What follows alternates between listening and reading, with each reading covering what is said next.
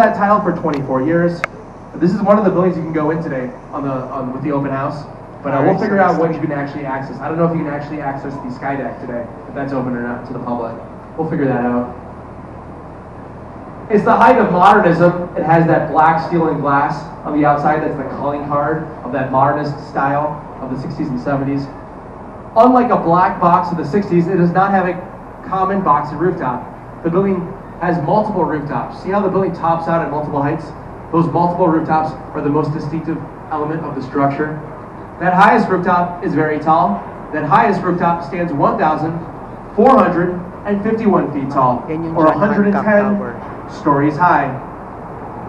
In 1981, a security guard putting out the flags for the day at 6 a.m.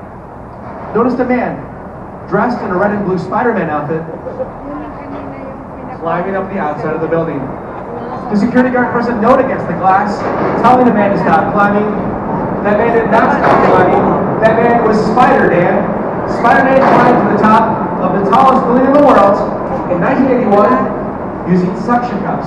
Spider-Dan had a suction cup on each hand, a suction cup on each foot. It took Spider-Dan about 6 hours to get to the very top of that building.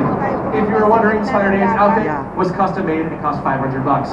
But it doesn't really matter anymore because in 1999, a Frenchman named Alain Robert climbed to the top of Sears Tower in less than 2 hours with his bare hands, no gear, freestyle. So sorry, Spider-Dan, that's the record to beat from 1999. Top of Sears Tower, less than 2 hours, no equipment whatsoever, just his bare hands. Alain Robert had chalk for his hands and a hook for brakes. So Alain climbed up the building just like you climb up a rock wall. The windows stick out by about 3 inches. Enough to put your hands on to climb all the way up to the very top.